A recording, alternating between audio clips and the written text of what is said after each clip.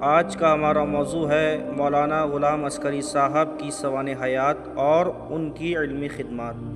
مولانا غلام عسکری صاحب بر صغیر کے معروف خطبہ اور اہل علم میں شمار ہوتے ہیں۔ وہ اپنی علمی قابلیت اور تنظیمی سرگرمیوں کی وجہ سے اہل تشیع میں ایک خاص مقام رکھتے ہیں۔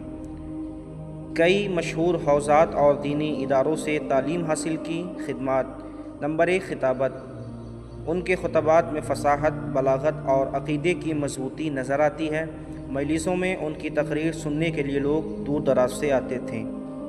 اہل بیت سے عقیدت: ان کے بیانات اور خطبات میں اہل بیت علیہم السلام کی محبت اور معرفت کا انداز نمایاں ہوتا ہے۔ کچھ مشہور باتیں: ان کے خطبات میں تاریخی واقعات، قرآنی آیات اور احادیث کو بہت مضبوطی سے جوڑا جاتا تھا۔ وہ نوجوانوں کو دین سے جوڑنے اور علم حاصل کرنے کی مسلسل ترغیب دیتے تھے۔ تنظیم المکاتب: مولانا غلام عسکری نے تنظیم المکاتب کے پلیٹ فارم سے نوجوانوں میں دینی شعور پیدا کرنے کی بھرپور کوشش کی۔ اس تنظیم کا مقصد مخلص خطباء کی تربیت اور تبلیغ دین ہے۔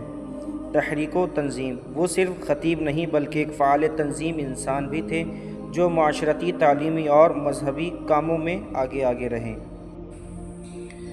آج ہم جس تنظیم المکاتب کو علم، خطابت اور معرفت کا چراغ سمجھتے ہیں، کیا آپ جانتے ہیں اس چراغ کو جلانے کے لیے کتنی راتیں جلائی گئی تھیں؟ ایک وقت تھا جب مولانا غلام عسکری کے پاس وسائل نہ تھے، نہ ادارے، نہ حمایت، لیکن دل میں ایک عزم تھا کہ خطیب صرف بولنے والا نہ ہو، وہ رہبر ہو اور قوم کا رہنما ہو۔ مشکلات تھیں، مخالفتیں بھی ہوئیں، بہتوں نے روکا، مگر مولانا نے ہار نہ مانی۔ گاؤں گاؤں گئے، کوچہ کوچہ علم کا پیغام لے کر نکلے، نوجوانوں کو اکٹھا کیا۔ انہوں نے سکھایا کہ ممبر پر بیٹھنا صرف عزاداری کے لیے نہیں بلکہ علم، دلیل اور فہم کو عام کرنے کے لیے۔ پھر تنظیم المکاتب کی بنیاد رکھی گئی، ایک ایسی تنظیم جو فقط خطابت نہیں سکھاتی بلکہ کردار، اخلاص اور مقصد کا سبق دیتی ہے۔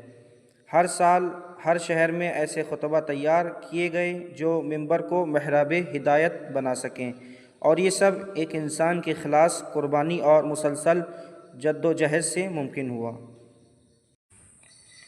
آخرکار علم کا یہ منبع 1405 ہجری میں اس دیار فانی کو رخصت کر گیا۔ آخر میں یہی شعر کہوں گا کہ کتنا دھنی تھا اپنے قلم اور زبان کا، المختصر خمینی تھا ہندوستان کا۔